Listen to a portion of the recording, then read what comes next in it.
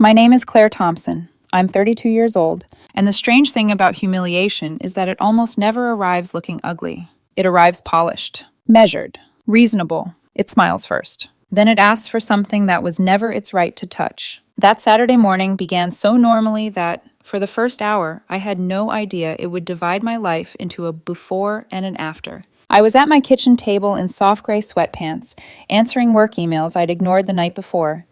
My coffee had gone lukewarm beside my laptop. Sunlight stretched across the counter in a long gold strip, catching the edge of the fruit bowl, the sink, the chipped ceramic mug my mother always said I should throw away, and I never did. The apartment was quiet in that fragile weekend way I used to love. The dishwasher hummed. A car alarm went off somewhere outside and then stopped. For a few minutes, everything felt ordinary enough to trust. Then Evan walked in. He was 29. Handsome in the curated, effortless way that made strangers assume softness, where there was often only calculation. He had that kind of face people forgave too quickly.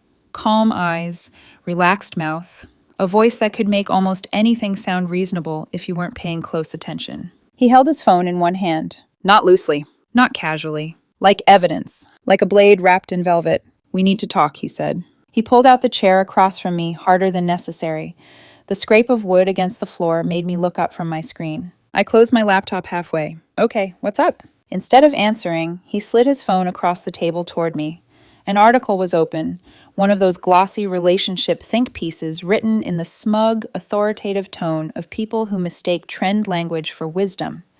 The headline was something about real trust, modern couples, and sharing everything. I read just enough to understand where this was going. Then I looked back at him. "I've been thinking," he said. That sentence alone was enough to make something in my chest tighten. Because Evan never said "I've been thinking" when he meant "I've reflected and want to have an honest conversation." He said it when he meant "I've decided something and now I need you to cooperate."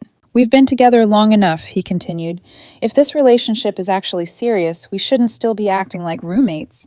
I want access to your bank accounts." For a second, I honestly thought I had misheard him. I blinked. "Access to my what?" "Your accounts."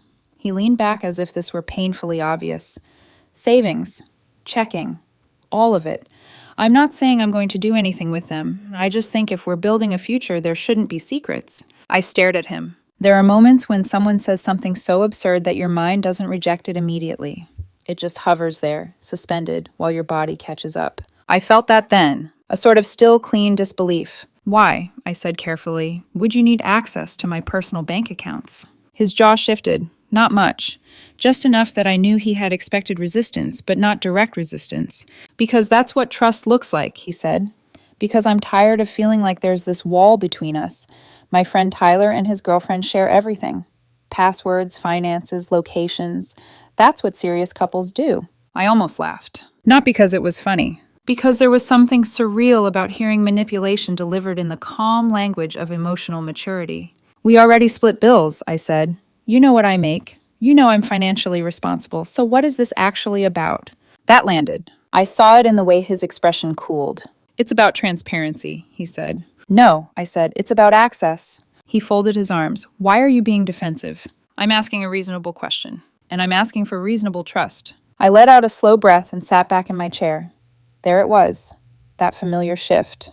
The one where the conversation stopped being about the thing itself and started becoming about my tone, my reaction, my supposed failure to make him feel safe enough, loved enough, prioritized enough. He had done versions of this before. Not with money, but with time, with friendships, with little choices that had seemed too small to become battles until I looked back and realized how many of them I had surrendered. The Sunday basketball runs with my coworkers that he said were childish. The weekend trip with my cousin that he claimed was suspicious because one of her friends brought men I didn't know. The birthday dinner where he sulked the entire night because I answered one work call and made him feel invisible. Each moment had seemed isolated. Each concession had felt easier than the argument. Until one day you wake up and realize peace has become something you rent by the hour. I looked at him across the kitchen table and thought, not for the first time, that control rarely enters with raised voices. Sometimes it enters sounding hurt. "You do not need access to my bank accounts," I said. His mouth flattened. "Need?" "Yes, need." He leaned forward. "You know what, Claire? This is exactly the problem. You always act like basic closeness is some kind of invasion. Basic closeness is not the same thing as financial access. To you, apparently everything is separate. Your money, your decisions, your space. He gave a short laugh. Do you even hear yourself? We sleep in the same bed. And that means you get my login information? If we were truly a team, this wouldn't be hard. There it was again. Not a request, a test. And suddenly, with a clarity so sharp it almost felt merciful, I understood that there was no answer he would accept except yes. Any question meant guilt. Any boundary meant failure. Any hesitation meant I was unloving. He stood up from the table. Just be honest, he said. What are you hiding? I stared at him. Something cold moved through me then. Not fear, not yet. Recognition. I'm not hiding anything, I said, but my finances are private, just like yours are private. He scoffed. You've never asked. That's because I don't think I'm entitled to them. He laughed again, but there was no amusement in it now. Wow. I stayed quiet. He put both hands on the back of the chair and bent slightly toward me. So that's it? After everything, you still don't trust me? This is not about trust. It's always about trust. No, I said, my voice steadier than I felt. It's about boundaries. The word hit him like an insult. Boundaries, he repeated. That's what you're calling this? Yes. He straightened so abruptly the chair legs knocked against the floor. Color had risen into his face, sharp and blotchy. He wasn't used to this version of me, the one who answered cleanly, the one who didn't rush to soothe him. For a moment, I saw him recalculating. Then he made his move. Fine, he said. Then maybe we're wasting our time. I said nothing. His eyes searched my face, waiting. When I didn't fill the silence, he went further. If you can't trust me with something this basic after a year and a half, he said, then maybe this relationship isn't going anywhere. There are people who issue ultimatums because they are desperate, and then there are people who issue ultimatums because they are certain they've already won. Evan had that second kind of confidence. He thought he knew the shape of my fear. He thought I would panic, apologize, backpedal, offer compromise just to pull us back from the ledge he had created. Instead, I looked at him for a long moment and felt something inside me settle. Not break. Settle, like snow in a shaken globe finally falling still. Okay, I said. He frowned. Okay, what? Okay, I repeated. Then we're done. The silence that followed was almost holy. I watched the meaning reach him in stages. First confusion, then disbelief, then the tiny flash of offense that comes when manipulation fails and the manipulator feels cheated. His mouth parted. You're serious? You just said if I won't give you access to my accounts, this relationship isn't going anywhere. Claire. And I'm not giving you access. His voice sharpened. Don't be ridiculous. I stood now too, but more slowly than he had. I closed my laptop all the way and moved my coffee mug aside, as if clearing the table made the truth easier to see. I'm not being ridiculous, I said. I'm taking you at your word. That's not what I meant.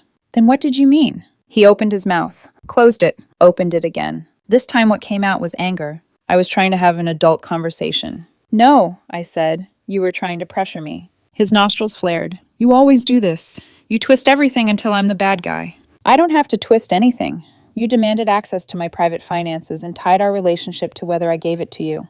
It's called commitment. It's called control. He stared at me with an expression I had never seen clearly enough before. Not sadness, not hurt, but outrage that I had stepped out of the role he assigned me. For the first time since I'd known him, I realized how much of our relationship had depended on one quiet assumption, that when he pushed, I would bend. He grabbed his phone off the table so fast it nearly slipped from his hand. You are seriously throwing this away over a boundary issue? No, I said, you are. He started pacing the kitchen.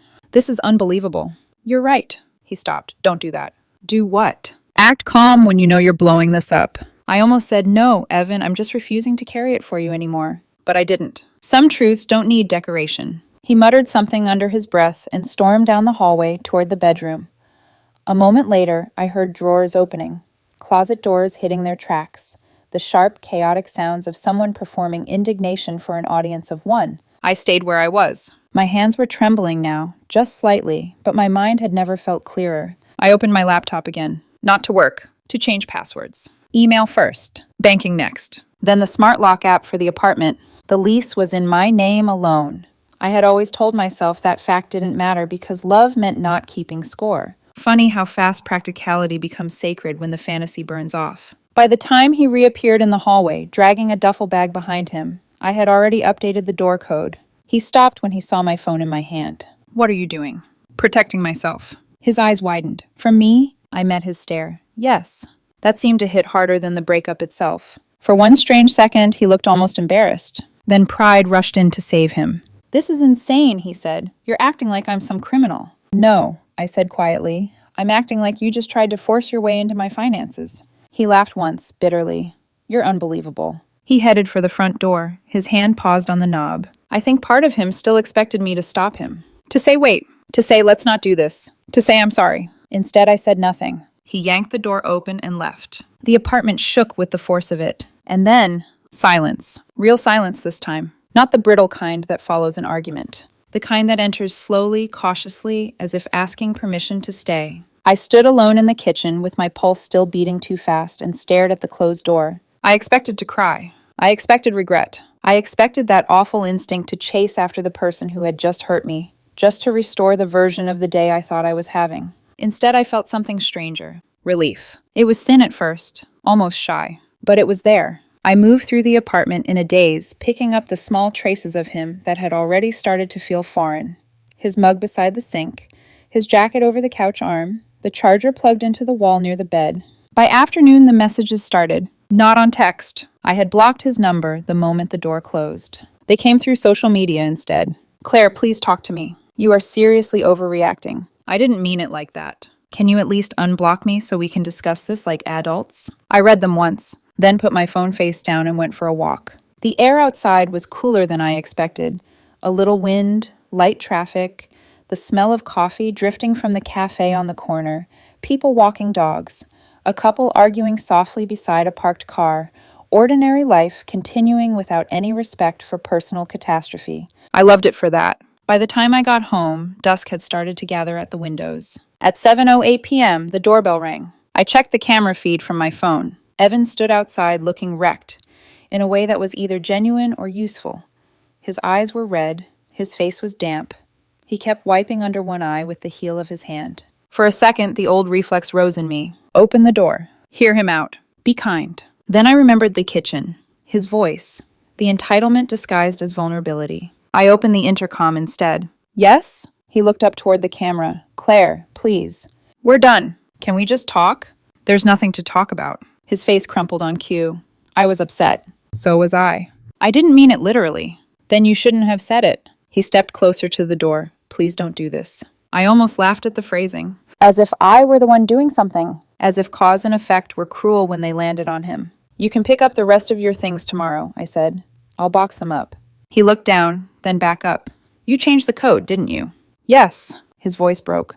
"Where am I supposed to go?" That question might have undone me once. That exact question. Not because it was practical, but because it was designed to hand me responsibility for the consequences of his own behavior. I leaned against the wall by the console table and closed my eyes for 1 second before answering. "That isn't my problem anymore." He began crying harder then, or louder. With Evan, the distinction had become difficult to trust. "Claire, come on. 18 months. You're really ending this over one conversation?" "No," I said. "I'm ending this over what the conversation revealed." He went quiet at that. And in the little pause that followed, I knew he understood me perfectly. That was the worst part. People like Evan often understand boundaries just fine. They simply resent not being the exception to them. He stayed outside for another several minutes, shifting between apology and accusation, softness and anger, tears and contempt. By the end of it, the crying had dried into something colder. "You're going to regret this," he said finally. I said nothing. "You won't find anyone who loves you like I do." That line hung in the air between us like a rotten thing dressed in perfume. I looked at the camera. Then I answered the only honest way I could. "I'm willing to take that chance." He stared up at the lens for another second, jaw tight, eyes flat now. Then he turned and walked away. I waited until the hallway camera showed he was gone before stepping away from the intercom. The apartment felt different after that. Not empty, cleared, as though something dense and invisible had been removed from the air. I locked the bedroom window even though it was already locked. Checked the front door twice, put my phone on the counter, then stood in the center of the living room, listening to the quiet. It should have felt lonely. Instead, it felt like the first clean breath after being underwater longer than you realized. I did not know yet that this was only the beginning. I did not know about the public posts, the family ambush, the fake legal threats, or the humiliations still gathering just out of sight. All I knew that night was this. The man I loved had asked for access to my life in the language of devotion, and when I said no, he revealed exactly about what he thought love was for. Sunday morning arrived with the kind of pale, indifferent light that makes everything look flatter than it feels. I woke before my alarm, though I hadn't set one. For a few seconds, still half buried in sleep, I forgot what had happened. Then I rolled over, saw the empty space on the other side of the bed, and remembered all of it at once. The article on his phone, the demand disguised as trust, the ultimatum, the crying at the door, the threat in his voice when apologies stopped working. I lay there staring at the ceiling fan for a moment, listening to the apartment breathe around me. Quiet. No tension humming through the walls. No need to guess what mood I was walking into. No need to measure my tone before I spoke. And once again, before the grief had a chance to arrive, relief got there first. That unsettled me a little. Not because it felt wrong, because it felt honest. I got up, tied my hair back, made coffee, and started gathering his things. There was more of him in the apartment than I had realized while we were together. A winter jacket folded over the dining chair. Chargers. Shoes by the front closet. Half a shelf of toiletries in the bathroom. Gym clothes. A small pile of books he owned mostly for the look of owning them. Sunglasses in the kitchen drawer. A leather overnight bag in the bedroom closet. Little signs of occupation that had once felt like evidence of intimacy and now looked like proof that people can drift into your space long before they earn a place in your life. I found one of his t-shirts under my bed and stood there holding it for a second. It still smelled like his cologne. Not enough to hurt. Just enough to remind me that love does not always leave dramatically. Sometimes it leaves in ordinary sense. In drawer space. In the shape of an extra toothbrush by the sink. I packed everything carefully anyway. Not out of tenderness. Out of finality. By 10:30, I had filled 4 boxes, 2 grocery bags, and the duffel he had taken, but then apparently left half unpacked in the hall closet weeks ago. I set them by the front door and texted him from my work phone. Your things are packed. You can collect them today between noon and 5. I'll leave them outside the door. He responded almost immediately. Can we please talk in person? No. You're being cold. I stared at that message for a moment. Then I locked my screen and kept moving. At 12:14 p.m., the doorbell camera notified me. I checked the feed. Evan was there, but he wasn't alone. Beside him stood a woman with straight dark hair, a fitted tan coat, and the kind of expression some people wear when they have already decided the moral structure of a situation before hearing a word of it. His older sister, Lauren. I had met her a handful of times over the last year and a half. She was 35, polished, sharp, and deeply committed to the kind of family loyalty that often looks noble from a distance and suffocating up close. Next to her stood her husband, Michael, carrying that specific posture some men develop after years of mediating other people's damage. Shoulders slightly forward, mouth set in neutrality, eyes already tired. I took one slow breath, opened the door, and stepped into the frame without inviting them in. All 3 looked at me. Evan's expression shifted the second he saw me. Not softer, performative. A sadness designed for witnesses. Lauren crossed her arms. So this is what we're doing, she said. No hello, no pretense. I looked at the boxes by the door. He's here for his things. Evan gave me a wounded look. Claire, can we please not do this out here? This is where it's happening. Lauren laughed once under her breath. Seriously? I kept my gaze on Evan. You have until 5. Take your things. He didn't move. Instead, he stepped a little closer, his voice lower now, softer, as if intimacies could be switched on like a lamp. I didn't bring them here to gang up on you. I just thought maybe if we had support, we could talk like adults. Support, I repeated. Lauren jumped in before he could say more. He made one emotional comment during an argument, and you locked him out like he was dangerous. I turned to her. He demanded access to my bank accounts and told me the relationship was over if I said no. Her face tightened, but only for a fraction of a second. Then she recovered. That is not what he meant. Then he should say what he means. Evan rubbed a hand over his face and exhaled dramatically. Claire, I was trying to talk about building a future. No, I said. You were trying to gain access to my money. Michael shifted beside Lauren, glancing at the boxes. He still hadn't said anything.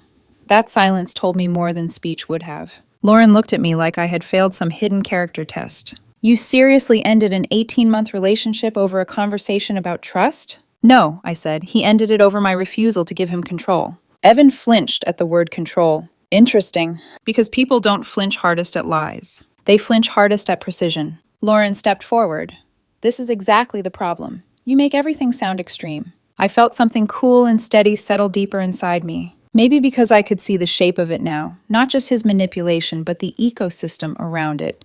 The people who translated it into softer language. The people who took coercion and renamed it emotion.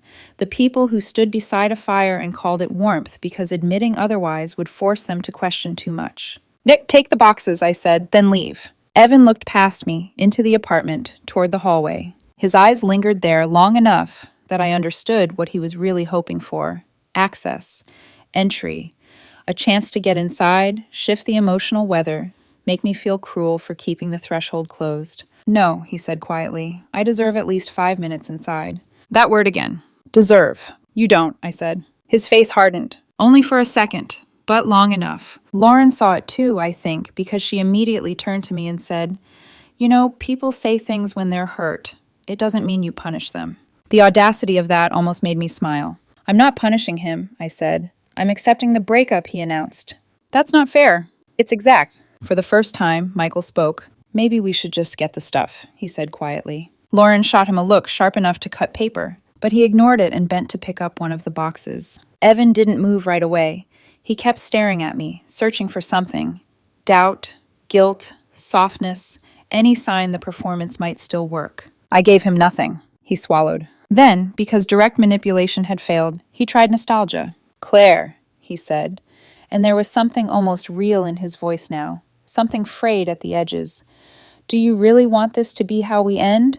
I met his eyes. "No," I said, "but this is how you chose to do it." That landed. I watched it hit him in the chest and settle there. Not because he suddenly agreed, because he knew it was true. Lauren scoffed, muttered something about ego, and reached for a bag. Michael carried another box down the walkway toward their SUV. Evan finally picked up the duffel and stood there with it hanging from one hand, still not leaving. He lowered his voice further. "You know this isn't all I was upset about." I said nothing. "You've been distant for months." There it was, the quiet rewrite. "When access fails, change the history." He continued before I could answer. "You always keep a part of yourself locked away. I kept trying to be patient, but maybe you were never really in this with me." I almost admired the craftsmanship of it. Take the demand. Wrap it in longing. Take the coercion. Call it hurt. Take the boundary. Rename it emotional withholding. A year earlier, that speech might have worked on me. Not because I was foolish, because women are taught to inspect themselves the moment someone says they feel unloved. But I was tired now. Tired enough to hear the machinery instead of the music. "You're rewriting this already," I said. His brows pulled together. "What?" "You demanded access to my accounts. Don't turn that into some vague speech about me being emotionally unavailable." Lauren snapped, "Oh my God, why are you so obsessed with the bank account part?" I looked at her. Because that was the part that mattered. Because that was the point. Because that was the line he crossed, and you want me to step over it so everyone can go back to pretending he didn't. But what I said was simpler. Because that's what ended it. Michael came back for the last box. As he passed me, he paused just enough to say very low, "I'm sorry." Not loud enough for them to hear. Just enough for me to know someone in that family still had access to reality. I gave the smallest nod. Lauren was still simmering. Evan looked wrecked now, but no longer in the crying, pleading way from the night before. This was a colder expression. Injured vanity, calcifying into resentment. As he turned to leave, he stopped on the walkway and looked back. "You know what?" he said. "Fine. Keep pretending this was about one request, but someday you're going to realize you threw away someone who actually wanted a future with you." I leaned against the doorframe and answered before I could second-guess myself. "No, someday I'm going to realize I left sooner than I almost didn't." The look on his face after that was not heartbreak. It was defeat mixed with humiliation. And humiliation, I would learn, is what people like Evan will burn cities down to avoid feeling alone. He got into the passenger seat of the SUV. Lauren slammed her door, hard enough to rattle the frame. Michael pulled away without looking back. I stood there until the car turned out of the lot and disappeared. Then I went inside and locked the door. The apartment felt even larger once his things were gone. Not emptier, just more accurate. I stripped the bed, opened windows, gathered the last of the things that had become joint by habit, a mug he always used, protein bars he liked, one expensive face wash he'd insisted on leaving in my bathroom because it's basically mine now anyway. I tossed what could be tossed, wiped shelves, changed the bathroom hand towels, washed every glass he had used recently, though I knew that was irrational. Sometimes cleaning is not about hygiene. Sometimes it is the body's way of restoring moral order when the heart cannot. By evening, the place looked almost untouched. I ordered Thai food I knew he hated and ate it cross-legged on the couch with bad reality television on in the background. At 8:46 p.m., my phone lit up. Then again. Then repeatedly. I frowned, picked it up, and saw a flood of notifications from social media. Tags. Comments. Direct messages. For one disorienting second, I thought maybe something had happened to a relative, an accident, a death, some sudden collective emergency. Then I saw his name. Evan had posted. Not a single sentence. A full performance. I opened it and felt my stomach turn colder with every line. He had written about heartbreak, about being discarded without warning, about trying to build a real future with someone who valued privacy more than partnership. He said he had been pushed out of the home he had helped create. He implied financial cruelty without quite using the words. He described himself as blindsided, devastated, humiliated. He never mentioned the bank account demand directly. Of course he didn't. He blurted into language about emotional safety, mutual planning, honesty. A masterclass in strategic omission. And then came the comments, some of them from people who barely knew me. This is awful. Men get called controlling for less, but women can be cruel too. Can't believe she'd do that after this long. Hope you heal. I stared at the screen,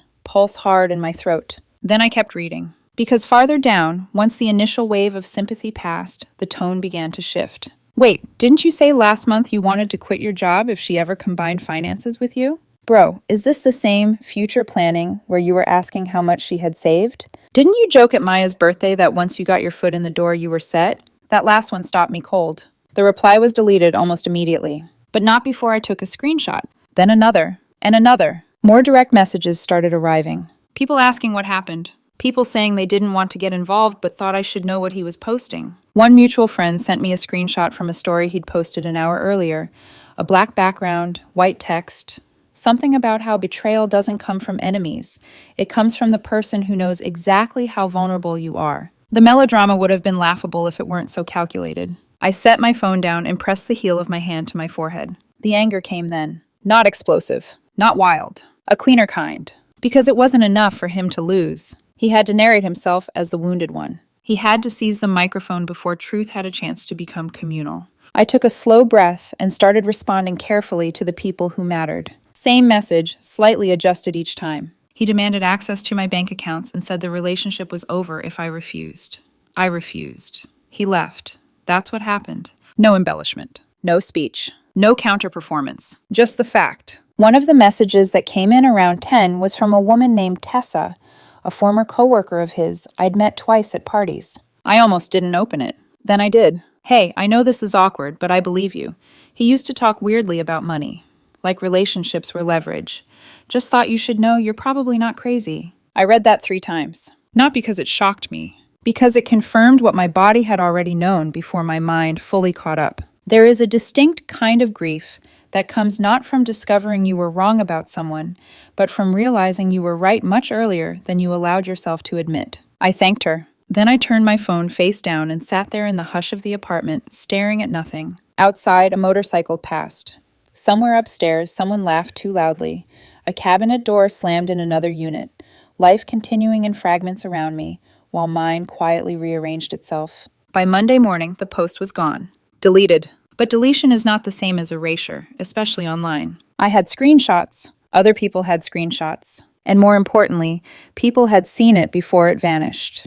Enough of them that his attempt to control the narrative had already started doing the opposite. Because once someone lies too smoothly, people begin listening harder. Around noon, my phone buzzed with a call from a number I recognized. His mother, Patricia. I stared at her name for a long second before answering. Hello? Claire. Her voice sounded tired, not confused. Tired. I hope this isn't a bad time. I almost laughed at the understatement. No, I said. It's fine. A pause. Then, Evan told us some version of what happened. Lauren told us another. I wanted to hear yours. There was something in her tone I trusted more than I expected. So I gave her the short version. Clean, precise. He asked for access to all my bank accounts. I said no. He told me if I couldn't give him that after 18 months, then the relationship wasn't going anywhere. I said okay. He left.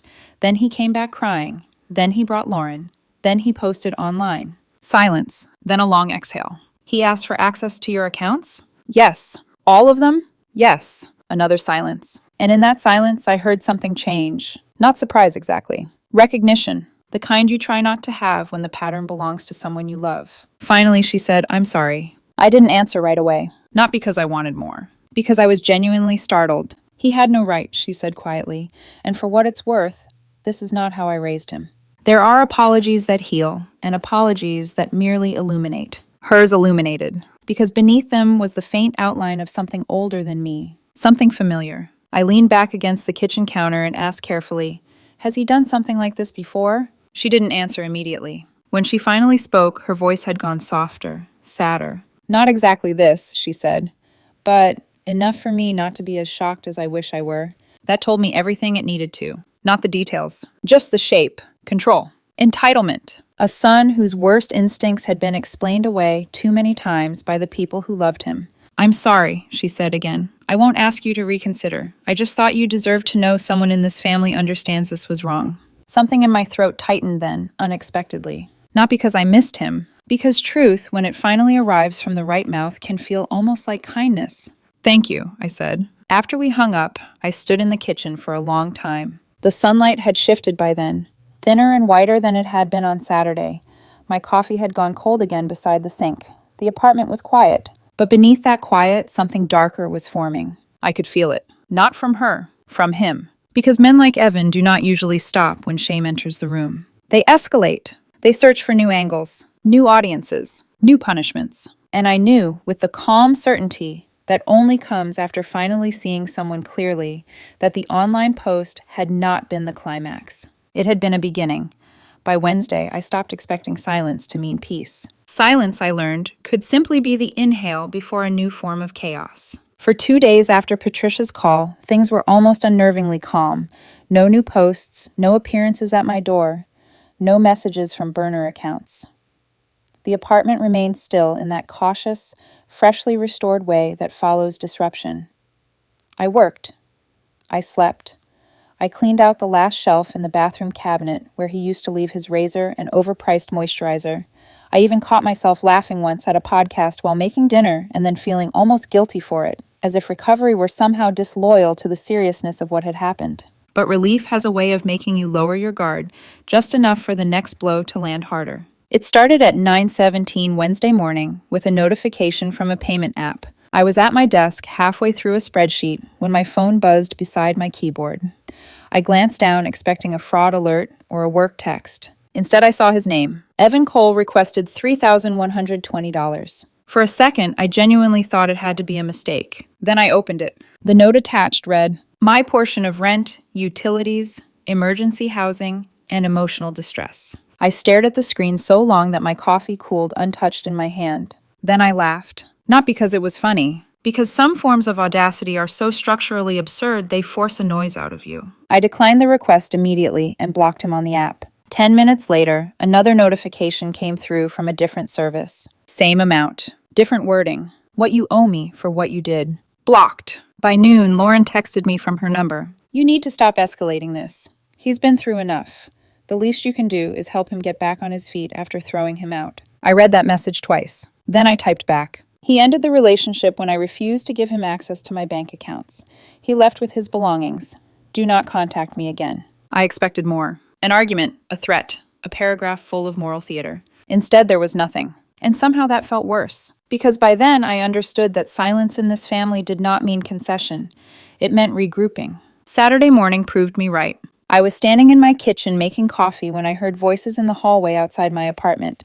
Low at first, then sharper, a scuff against the door, the metallic scrape of something sliding where it did not belong. My whole body went cold. I set the kettle down and moved quietly to the peephole. Evan was standing outside. Beside him was a man I didn't recognize, tall, baseball cap, nervous posture, glancing over his shoulder every few seconds like his instincts were still trying to save him from his own bad decisions. And in Evan's hand was a credit card. He was trying to force it into the doorframe. For one stunned second, I just stared. Not because it was clever, because it was pathetic. It looked like something from an old sitcom, except nothing about the adrenaline in my bloodstream was funny. I stepped back from the door and spoke loudly enough to carry through it. "I can see you on camera." Everything outside stopped. Then Evan's voice. "Claire, open the door." "No. You have my mail in there." I frowned. That was new. "I do not," I said. "Leave." The stranger muttered something I couldn't make out. Then Evan again, louder now. I have a right to get my property. You already took your property. The stranger leaned toward him and whispered, not nearly quietly enough. Man, I'm not doing this. Evan hissed something back. I picked up my phone, opened the camera feed, and looked directly into the lens over the door. If you are not gone in 10 seconds, I said, I'm calling the police and turning over the footage. The stranger didn't wait for 10. He was already backing away, hands up, moving toward the stairwell with the speed of a man abruptly reacquainted with common sense. Evan lingered 1 second longer, long enough to glare at the camera with naked hatred. Then he followed, calling back over his shoulder. This isn't over. The hallway went quiet. I stood there listening to my own heartbeat pound in my ears. Then I locked the deadbolt again, even though it was already locked, checked the camera footage, and saved the clip in 3 different places. That afternoon, I called the leasing office and told them what happened. Sandra, the property manager, sounded alarmed but not surprised. We'll note it, she said. And if he shows up again, call us immediately. Do you want us to circulate his photo to staff? Yes, I said. There was a pause. Then, carefully, was this the same ex who came by last week asking if he could prove residency here? My stomach tightened. He did what? Another pause, shorter this time. He came in Monday and asked general questions about tenant rights. He implied there had been a misunderstanding about who lived in the apartment.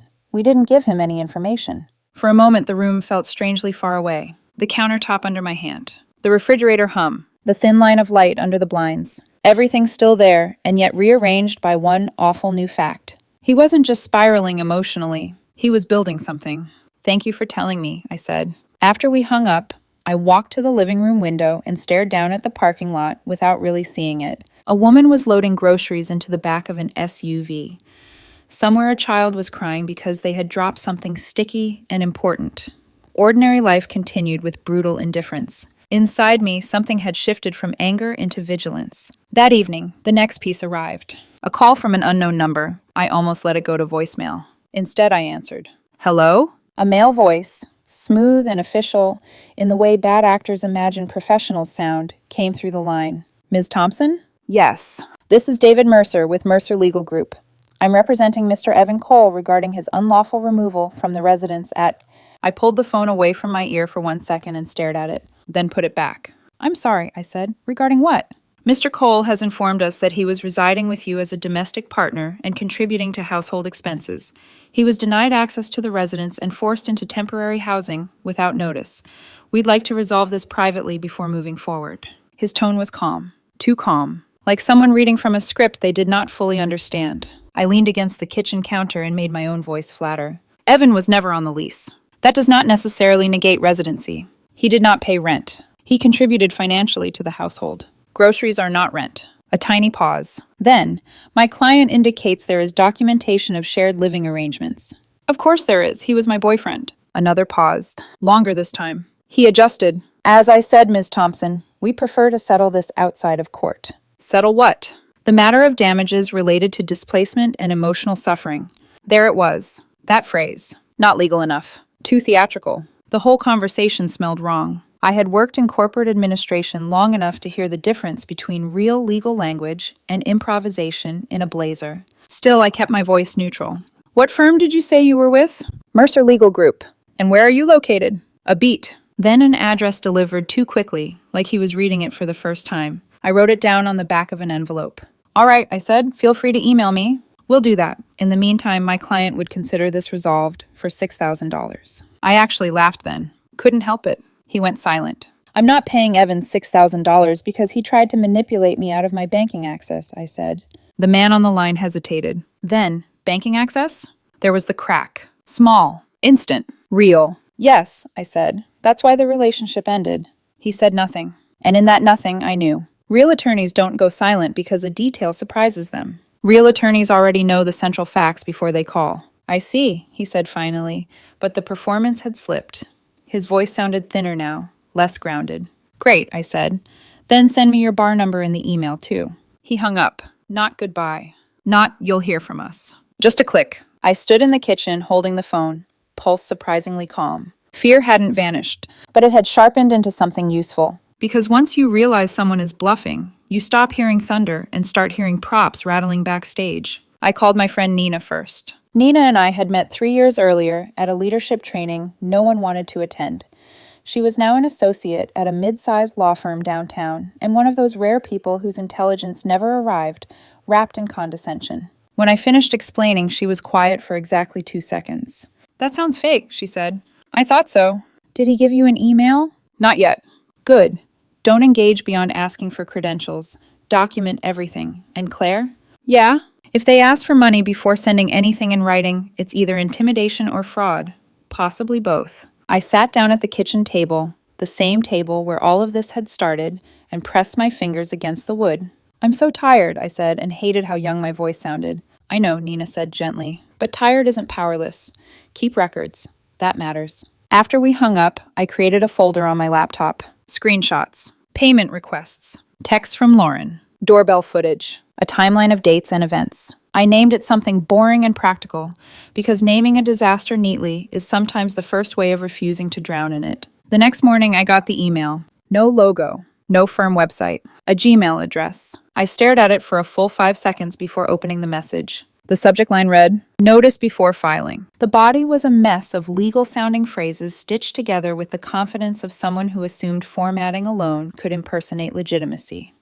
There were threats about damages, references to emotional harm, a proposed settlement amount now bumped to $7,500, and not a single verifiable credential anywhere in the signature line. No bar number, no office number tied to a real firm, no letterhead, just a name, David Mercer, Esquire. I forwarded everything to Nina. Her reply came 8 minutes later. "Not a lawyer." "How do you know?" I wrote back. "Because he copied and pasted half this from a landlord dispute template that still has another state statute citation in paragraph 3. I stared at the screen, then laughed again, this time with actual disbelief. And then almost immediately after, I felt sick. Because pathetic people can still do real damage if they are persistent enough. Around noon that same day, I got a direct message on Instagram from a woman named Marissa Holt. Her profile was private, but I recognized her face vaguely from one of Evan's work events months earlier. The message read, "Hi, this is awkward, but I think you should know he'd been talking about your savings for a while.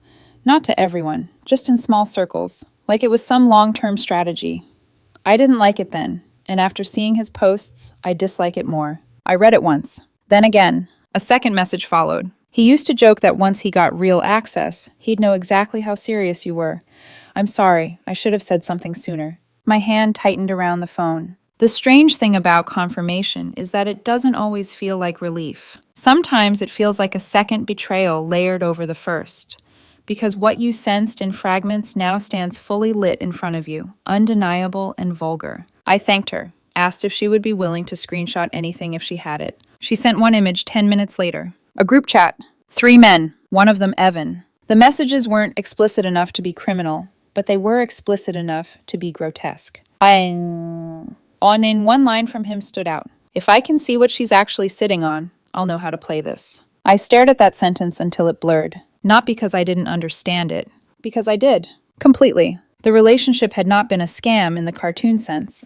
I don't think he had entered it planning every move from day one. But somewhere along the way, love had become secondary to leverage. And once leverage failed, punishment took over. I saved the screenshot, added it to the folder. Then I called the non-emergency police line. Not because I believed justice was clean or swift, but because at some point, documentation has to cross the threshold from private pain into public record. The officer who took the initial report sounded professional, mildly skeptical, then increasingly attentive as I walked him through the attempted entry, the fraudulent legal demand, the payment harassment, and the timeline of escalation. "Do you have the video?" he asked. "Yes." "Emails?" "Yes." "Screenshots?" "Yes." A pause. Then, "All right, an officer will follow up." After I hung up, the apartment fell silent again. I stood in the center of my living room and looked around at the soft lamplight, the folded throw blanket on the couch, the plant by the window that had somehow survived my tendency to forget it for days at a time. It all looked so normal, and that, I thought, was the strangest part. How violation can happen in rooms that still look beautiful. How danger can arrive in the shape of someone you once made pasta for on a Tuesday. How the person trying to break your peace can be the same person who once kissed your shoulder half asleep and asked if you wanted coffee. I did not cry. Not then. I was beyond the part of grief that asks, how could he? I was in the part that says, I see him now. And seeing clearly, while painful, has a power all its own. That night, just before midnight, a new account messaged me. No profile photo, no followers, no posts. The message was only one line. You're making this uglier than it has to be. I didn't respond. I took a screenshot, blocked the account, and in the quiet that followed, I understood something with total certainty. He still believed this was negotiable, that if he pressured hard enough, scared me enough, exhausted me enough, I would eventually choose convenience over truth. He did not yet understand that something in me had already crossed a line he could not pull back. Whatever happened next, I was done being manageable.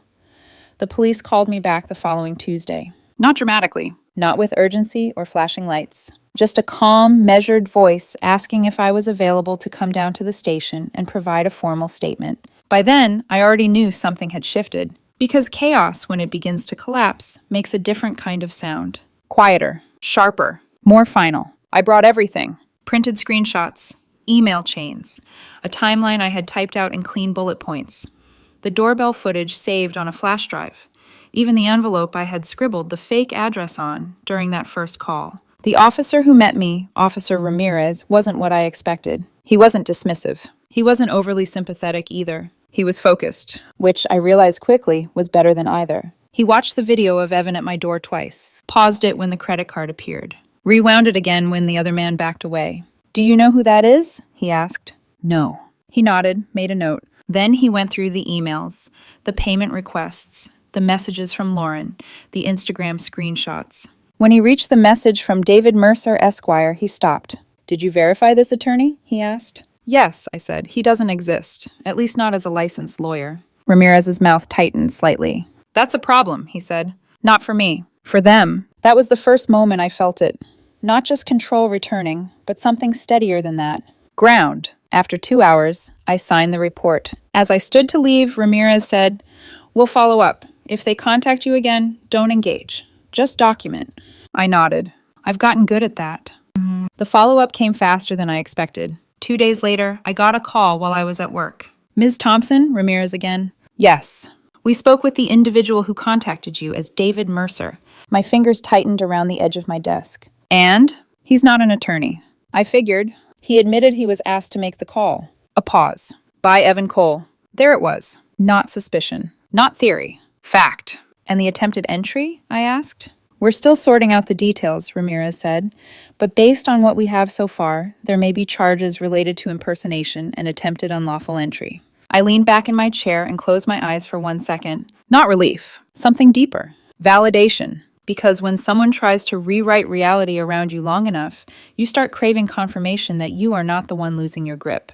"Thank you," I said. "We'll be in touch." The next wave didn't come from Evan. It came from the internet. Again. 3 days after that call, my phone started buzzing while I was in the middle of a meeting. I ignored it at first. Then it didn't stop. Message after message after message. By the time I stepped out and checked, I already knew. He had posted again. But this time, he didn't just write. He escalated. A fundraiser. A public plea. A performance polished to look like pain. The title alone made my stomach drop. "Help me rebuild after surviving financial and emotional abuse." I stared at the screen, feeling something cold and sharp settle behind my ribs. He had written a long, detailed story. About me. About control. About being isolated. About being thrown out without warning. He painted himself as someone who had been used, discarded, and financially trapped. There were photos. Him looking exhausted. Him sitting on a couch that wasn't mine. A close-up of his face, eyes red, jaw tight. Even a picture of bruising on his arm that I knew, with absolute certainty, had never come from me. My hands went still. For a second, anger rose. Hot. Immediate. Then it cooled. Because this was no longer just about me. This was about exposure. Because people can lie loudly. But lies that are too elaborate start attracting attention from people who remember details. And sure enough, the comments began to turn. At first, sympathy. Then hesitation. Then questions. "Wait, didn't you post last week about wanting to combine finances? Didn't you say she refused to give you access to her accounts? Bro, this doesn't match what you told us at Tyler's." Then, the shift. A comment from a name I recognized. Marissa. The same woman who had messaged me privately. She didn't rant. She didn't argue. She just posted screenshots. The group chat. The line. If I can see what she's actually sitting on, I'll know how to play this. Underneath it, she wrote one sentence. "This doesn't look like abuse. This looks like a plan." The silence after that was immediate. Not total, but heavy, like the room had finally heard the wrong note in the song. Within hours, the fundraiser was gone. Deleted. but like everything else, not erased. Because once something is seen, it lives in memory, even after it disappears from the page.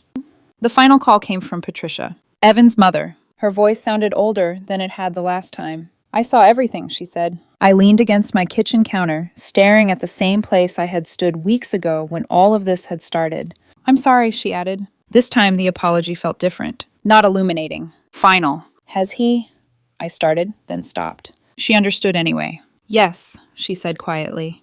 Not exactly like this, but close enough that I should have recognized where it was going sooner. I said nothing, because there was nothing left to say that wouldn't sound like accusation or pity, and neither felt necessary anymore. He's facing consequences now, she continued. And this time, I don't think anyone can protect him from them. I closed my eyes, not out of relief, out of acceptance. Take care of yourself, Claire, she said. You too. When the call ended, I stood there in the quiet. No adrenaline, no anger, just stillness. A week later, the official updates came through. The man who had pretended to be a lawyer had been charged. Not severely, but enough to mark it, enough to make it real. Evan was pulled into it, not as a victim, as part of it. There were no dramatic arrests, no courtroom speeches, just paperwork, consequences, a slow, unglamorous unraveling of everything he had tried to construct. Lauren stopped contacting me, completely. Michael once sent a short message. I should have said something sooner, I'm sorry, I replied. I know, nothing more, nothing less. And then, just like that, it ended. Not with closure, not with resolution, but with quiet. The kind of quiet that doesn't feel like waiting anymore. The kind that feels like space. 3 weeks after the kitchen table, I found myself standing in a grocery store, staring at a shelf of coffee beans, like it was a complicated decision. Claire? I turned. A woman I didn't recognize stood there, smiling cautiously. I'm Rebecca, she said. We have a mutual friend. I just wanted to say thank you. For what? She laughed softly. Long story. Short version, I almost got pulled into the same circle you got out of. Something in her tone made me understand without needing details. We talked for a few minutes. She was easy to talk to. Grounded. Normal in the way that feels rare after chaos. Before we parted, she said, if you ever want to grab coffee, no pressure. I smiled. Maybe. And I meant it. Not because I was ready for anything new, but because I was no longer afraid of what I had left behind. Hey. That night, I sat on my couch, legs tucked under me, a mug of hot tea in my hands. The apartment was quiet, not fragile, not temporary, stable, mine. I thought about everything that had happened. The demand, the ultimatum, the performance, the escalation, and the one moment that had mattered more than all of it. The moment at the kitchen table when he said, if you don't trust me with this, we're done. And I said, okay, because in the end, that was all it took. Not strength in the dramatic sense, not courage in the cinematic sense. Just one decision. Clean, uncompromised, final. I didn't lose a relationship. I exited a negotiation I had never agreed to enter. And somehow, in doing that, I kept everything that actually mattered. My home, my peace, my future, myself.